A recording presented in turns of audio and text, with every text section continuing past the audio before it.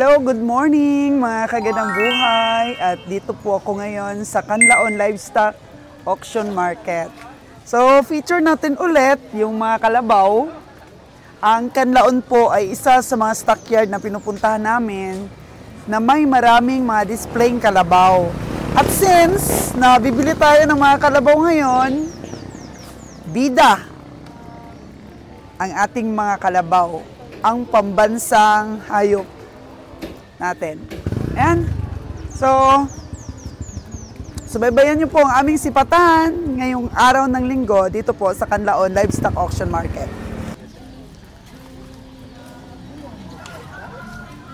Dito po yung mga kalabaw na alagain.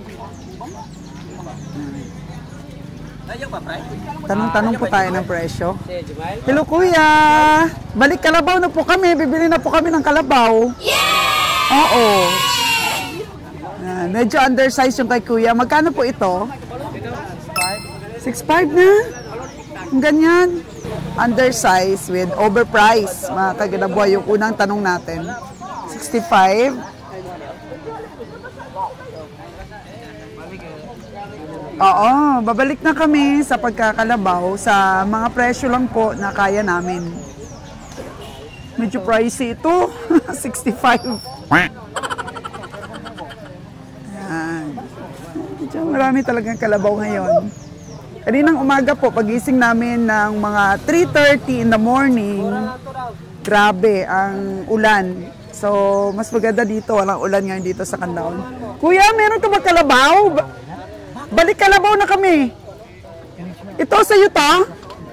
Magkano yan, kuya? 4 na piraso sa'yo ngayon? Ito lahat? Ito? Nasipat na ni kabiyahing Roger, kuya? Magkano ito malaki? 70 ito. Yan, mga suki po natin sila sa kalabaw dati. 70. Yan, ito yung medyo malaki-laki. Ito daw sa kanya pa. Yan, sabi naman po ng ating ng ating bagong dinideliveran ng kalabaw ngayon, ayaw niya daw ng sobrang taba ng kalabaw. Lalo na daw yung mga palo kasi marami daw sibo yun ang makukuha. So gusto niya hindi masyadong malaki. At hindi masyadong mataba. Ah? Hindi pwede. Overpriced po. Oh no!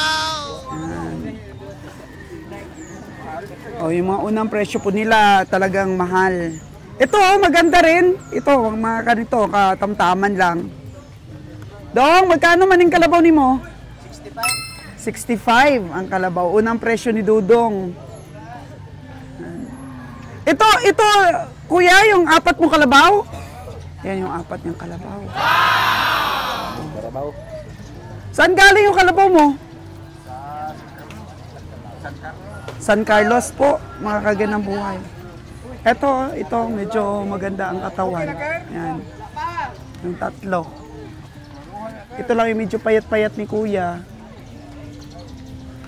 May mabibili kayang ating team ngayon.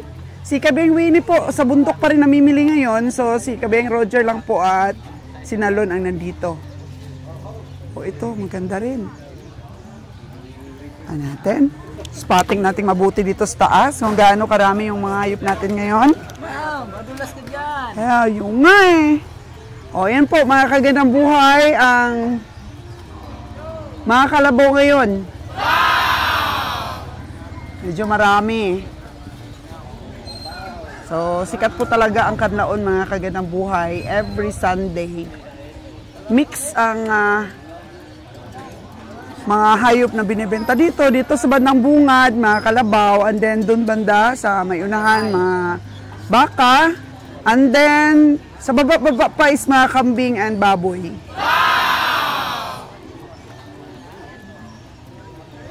So, maingat pa rin po tayo sa pagsipat.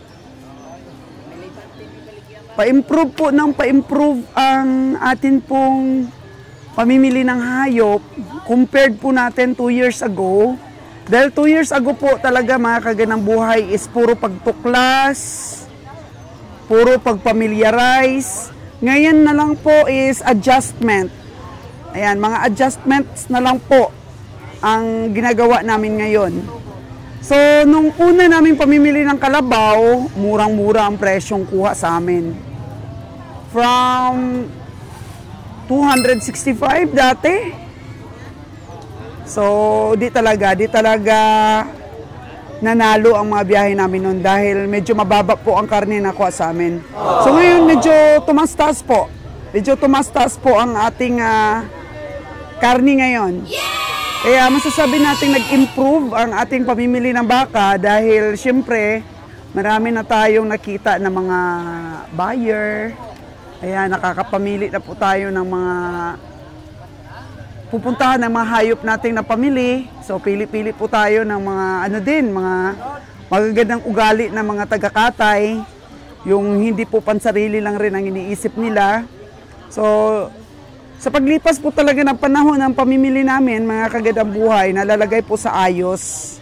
Kaya sabi ni Kabeng Roger, ngayon ka pa ba titigil? Kung saan na marami nang nakakakilala sa atin, marami nang kumukontak sa atin, at nakakapamili na tayo ng pagbibigyan ng ating mga hayop. Ayan. So thank you so much po mga kagandang buhay dahil po sa aking mga vloggings, nakilala po tayo dito sa livestock buying at saka siyempre, nanonood rin po ang mga kapwa natin negosyante na interesado po at nagtitiwala sa atin. Kasi yung una nating mga biyahe, nagpuput up pa lang po tayo ng trust. At saka, siyempre, nag-ano pa lang tayo kung sa building pa, foundation plan para sa negosyo. So ngayon, nasa ano na tayo? Nasa BIM. Nasa BIM na po tayo mga kagandang buhay. Marami pa po tayong construction na gagawin, di ba? Pag nagpapagawa tayo ng building. So ngayon, naka-beam na po tayo, medyo matibay-tibay na. Pero hindi pa natin natatapos itong laban na to. Sabihin talaga natin na nag-income na talaga tayo dito. So, yung ginagawa natin, survival pa rin. Nakikita na natin si Nalon. Yan, sipat na si Nalon. Kita na natin siya. Kahapon, 4 ang nabili niya na baka. So, ganyan muna. Patanong-tanong muna, maaga pa lang ng presyo. Ang ever loyal po natin na tao mula noon at hanggang ngayon. Si Nalon po, Kanyete. Nung nalaman po ng mga ahente na babalik na kami sa pagsipat ulit ng kalabaw, natuwa din po sila mga kagandang buhay. Kasi the more po na maraming sumisipat, siyempre di sila nahirapang ibenta ang kanilang mga kalabaw. Kasi mostly po ng mga ahente, binibili lang rin nila yan sa kabundukan. Yan na po yung hanap buhay nila. Hunting ng mga hayop sa kabundukan. Minsan sablay rin dahil nakakabili rin sila ng mataas na presyo. Pagdating po sa stockyard, hindi rin nila nabibinta ng may tubo sila. So, ganun lang rin po yan, mga kagandang buhay. Minsan nakakabili lang rin po kami ng mahal.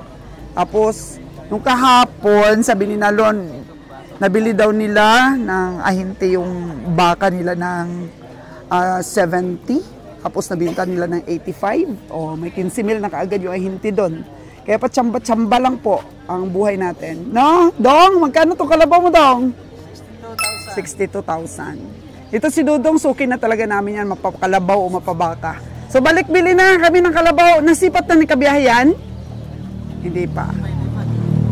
Magkano nga? 62. Yan po mga kagandang buhay. 62 po ito. Yan. Mga matitibay po na hinti na lagi po talaga dito sa stockyard. May mga nakikita talagang hayop sa mga farmers na pinaparada nila. So, hindi po masyadong umulan dito.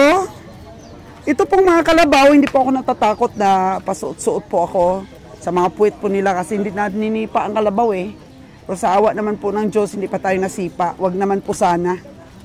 No, pag sinipa tayo ng baka, balda. Oh, no! Ito, mataba rin ito. It's 62. Ito kaya kay tatay, magkano? Tay! Magkano to kalabaw mo? Ito si Dudong pala. Dong, pila na? 68? Oh, 68 daw ang kalabaw ni Dudong. Tingnan natin mamaya mga kagandang buhay kung makabili yung ating mga sipatador. Sana kaya sila kabiyang Roger. Oh. Same po ang mga itsura ng mga ahente dito. Pero siyempre, iba-iba yung mga hayop na pinaparada nila bawat auction market. Kaya nakikilala na natin at mapapamiliarize na natin. Kaya nga sa mga baguhan dyan na nanonood dito sa aking channel, isa din po yung faktor na kilalanin natin yung mga ahente. Kung nabibili ba nating hayop sa kanila ay nananalo tayo. Kasi kung lagi na lang tayong talo sa ahente na yan, medyo hindi po maganda. Kasi minsan pinapainom ng tubig, ganun ba? Kilala natin nakikilatis yung mga ahente na nananalo tayo. Maano din yan, isang factor din po yan sa pamimili mga kagandang buhay. Isang factor po na kilala natin yung ahente na binibilhan natin ng hayop na patas. Kasi may mga ahente talaga na minsan bili tayo ng bili, hindi tayo nananalo sa mga hayop nila. Meron din pong ahente, ito yung nabilan ko, nanalo ako dito. Ayun, so napaka-importanteng kilala natin na patas po ang ahente na yan. Kaya every time na may makita tayong hayop sa kanya, bili natin. So, marami nabili. Ako, Sir Jimmer, ang isa pong veteranong mamimili ng hayop dito po sa mga auction market. Ayan po yung mga type ng mga kalabaw. Boss, ito talaga yung mga type mo, no? Mga makikinis. Magkano daw, boss? 90? 80. 80 po ito, oh. Sinisipat ni Sir Jimmer. Kay Sir Jimmer po tayo bumibili ng pinapakain natin sa ating baka. Yung yung sapal ng trigo. Yan, malta ang tawag. So, ayun po, mga kagandang buhay, yung isang factor din na lagi nating tandaan. So, dapat kilala natin yung mga ahente. Di ba, boss? Pagka isang ahente po, bili tayo ng bili sa kanya, lagi tayong lugi. Huwag na natin bilhan next time. Waga pa lang po yung kakampi natin si Sir Ali, no? Pag nakulangan tayo ng pambayad, Sir Ali lang dyan ang sagot. O, si Sir Junjun. Sir Jun, kamusta? Long time no see. Papugi ka ng papugi. Wow! Ilan mo si Sir Junjun. Isa rin pong veteranong mamimili dito sa stockyard. At ito po yung sinisipat niya. So, wala pong problema ang mga kalabaw nyo pag nandito lang Sir Junjun. Sir Junjun, magkano? Masaya lang ka po kami dito sa stockyard. Ang daming kalabaw, oh. Daming kalabaw. Isa pang kaibigan natin. Hello, Steve. Miss natin si Steve po, mga kagandang buhay. Namibili ka ba ng kalabaw ngayon, Steve? Baka lang. Nagawiring lang ako dito. Nagawiring nga? Nagawiring lang daw si Sir Steve. So, punta na po tayo dito sa ating mga ka-teammate, mga kagandang buhay para makaano po tayo, cover po ng sipatan nila. Kasi ito po yung naabangan ng ating mga subscriber eh. Yung mga sipatan serye natin, so hanapin natin si Kabiyang Roger. Medyo dito yata nag-concentrate eh. Si Jun Brayo. Sabi mo mag-aral ka, magsipat. Ba't dyan ka sa tabi? Ayos lang. Nakabili na ba siya? Naku, ang ganda ng baka mo. Ang kinis ah. Makinis din kaya ang presyo niyan? Magkano presyo? Ay, naku, 5.5. Nasipat na ng, namin? Team? Di pa? Maliit, no? Di ba? Virgin Bray? Di ko sukat akalain, Bray, na ang kurso mo dito mo ilalaan sa stockyard. Ang engineer natin dito na sa stockyard ngayon. Kaya yan. So sige, nakita mo si Nalon?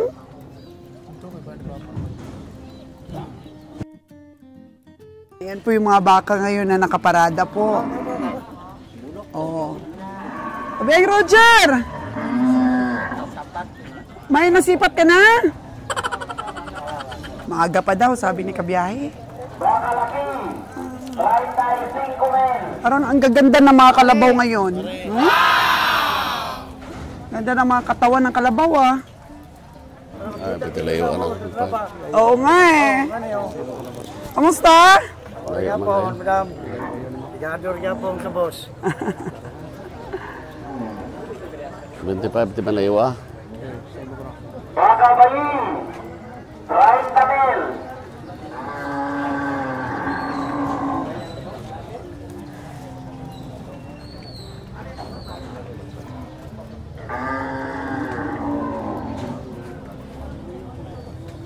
Eh, baka po ang sinisipat ni Kabiyahe.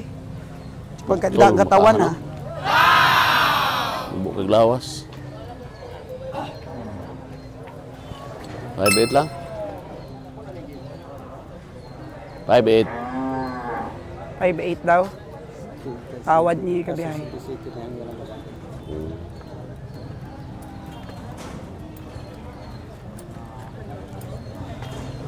Kano ang presyong gusto niya, Kabiyahe? 25. Ha? 75. Oh. 75, mababang baka. 5'8 po ang tawad ni Kabiyahe. Masyadong mahal ang akapa. Oo, malis distansya ka sa Merong mga payat din na kalabaw. Manipa pa naman. Ano ba ang presyo, Kabiyahe? Ay, wala pa naman nabili. Hindi pa naman sabing mahal pag wala ka pa nabili. Pag nabili mo, mura na yan. Bili na eh. Ngayon, mahal pa.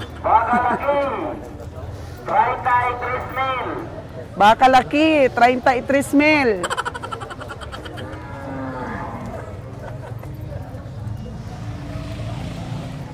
Oh, John Bryo.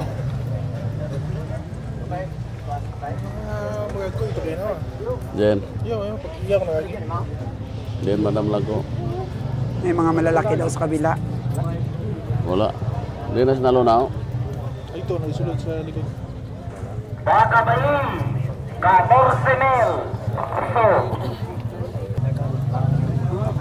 Kalabaw section.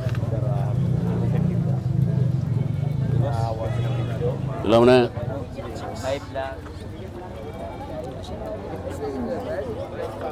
Kinis, oh. Hello, Tay. Good morning.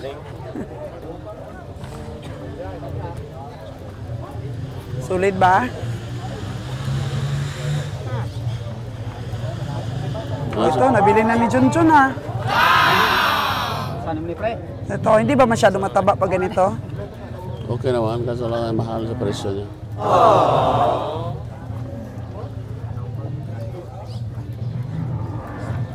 Magkano daw? 75 ko na. John, makatubos niya. Presyo na.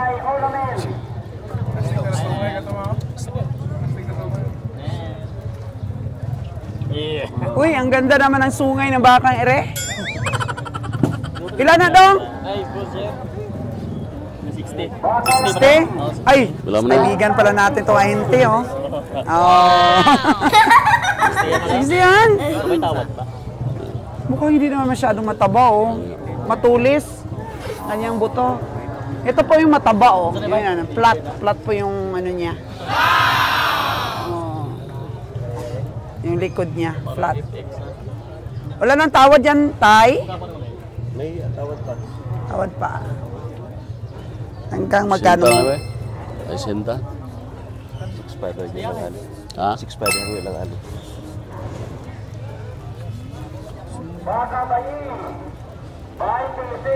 Mahal na pag mag 6'5". Wala may mo, Jayod.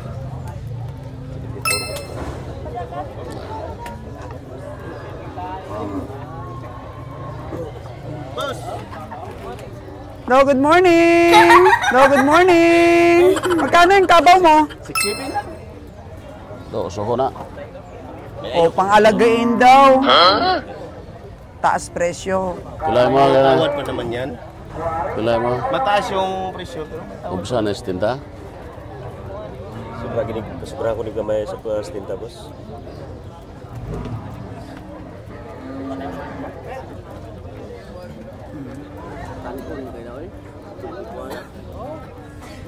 Ha?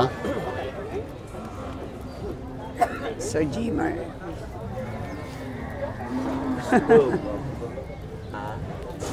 So, ang hayop talaga pinapabiding. Balik ka, Jay. Oo. Bidding. Si John Bryo, nagbibiding din.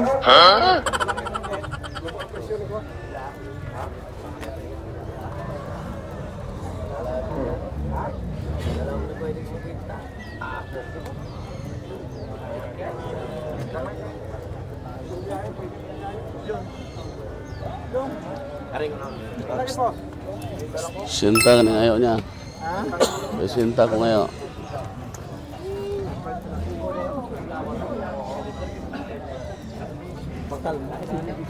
Damo na ng balakan. Iya mo na eh. Mahal man pero okay ba ya? Pugot. Ah? Ito, yari pa tayo. Nagbobo, kasi na.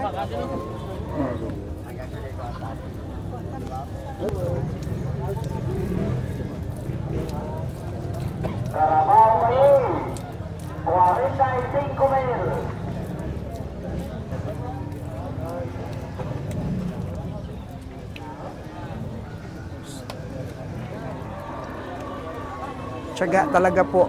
Tiyaga. So, tingnan mo muna yung mga kursunada mong mga hayop.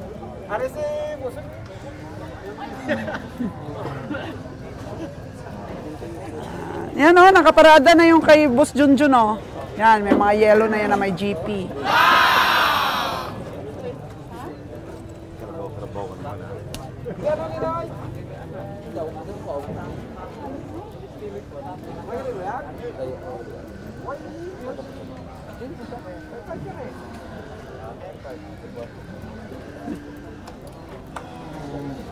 Medyo maluwag yung mga baka dito ah. Walang masyadong malalaki.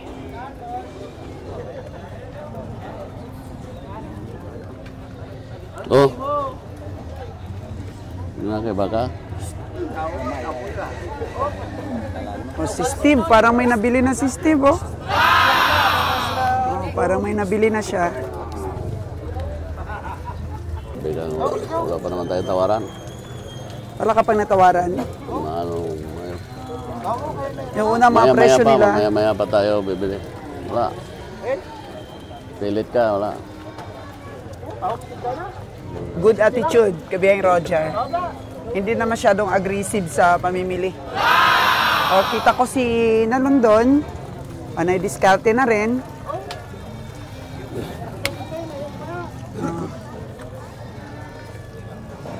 Yan siya.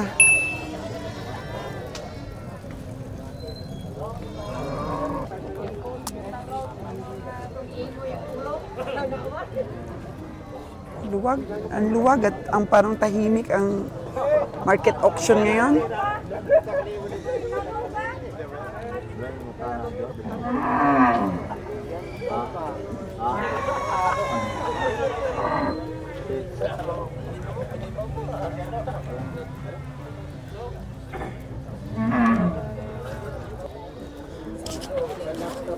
Marami nang nabilis Junjun, oh. Puro may tatak na yellow. Yung doon sa pinakadulo, oh. 1, 2, 3, 4, 5, 6, 7, 8, 9, 10, 11. Mga isang dosina na. Isang dosina na. Ang nabili ni Junjun na kalabaw.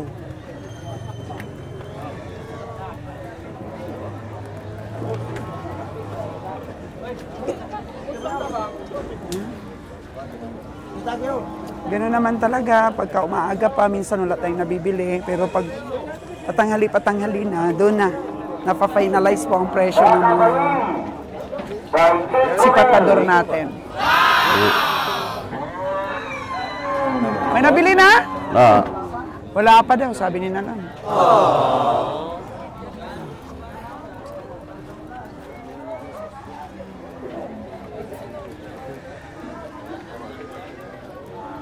Sighting lang po muna. Yan po ang isang ugali po na dapat natin pagyamanin dito sa stockyard. Yung friendly po tayo sa lahat. Nawaran mo, Lon? Magkano tawag mo dito? 5-5 tawad mo? Farmers? Parang manipis ah. 5-5 tawad na yung kabihan. Nalon.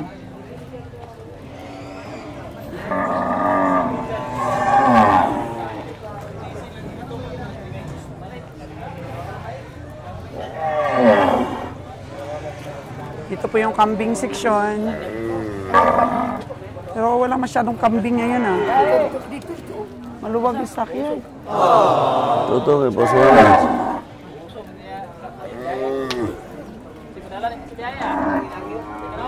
Magkano yan?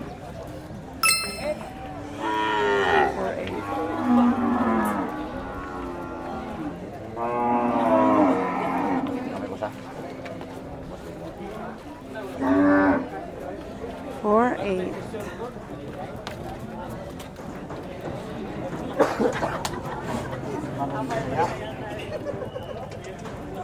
Pupunta na tawagan. Nalo ng 5-5 kanina.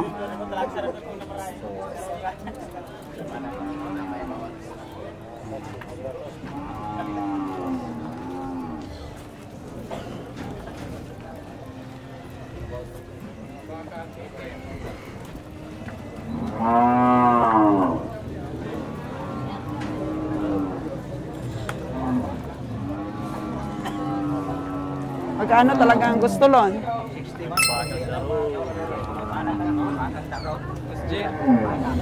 Maulian daw. Kay pasakay. 60,000. Stay still, kabiyahe. Ulam na. Buti walang ulan. Mahirap tayong sumipat pag maulan. Pila? Pila na eh? Ano siya? Tatlo niya karbo, tatlo. Tatlo, ikaw ang bakal, tatlo. Isa lang ang bakal naman. Pila ang bakal balagyan mo? Ayaw mo kaya. 6 to, pwede na. Ha? Ang dala man ibsayang. Pila? 5-5. Hindi na, 5-5. Pila.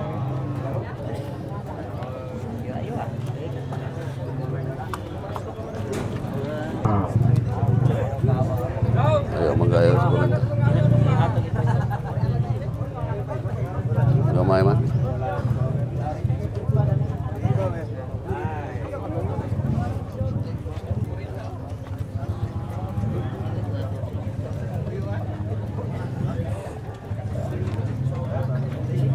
Pila presyo? Pila presyo na? Guanta. Diko, layo kayo ang presyo.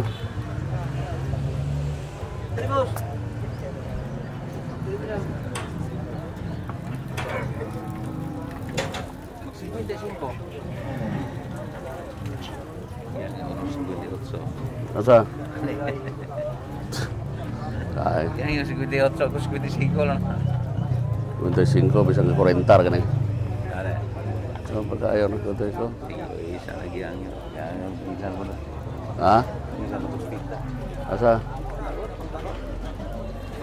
Ano gusto? Kumuhangi ako na. Alin. Tari. Palit ka ng mala. Ha? 50. 40 ka na eh. 40. 40K. Alis ko na tanong ka. Magkano ba binta mo dong? Kano presyo mo? 60. Ha? 60. 60 ito? Oh. Grabe no? Guwapo ah. Guwapo presyo. Kwenta kail. Ang yung vlogger. Layo man na yun. Layo man kayo, mag-4-4. Lumayar man kayo na. Ha? Try lang. Ha?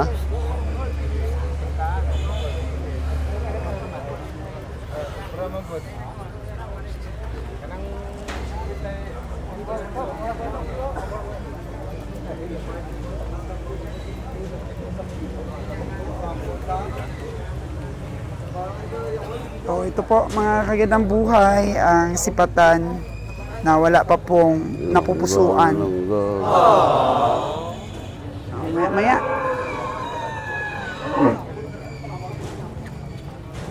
Tiyaga. Napaka-importante po yung tiyaga at mahabang pasensya sa pamimili.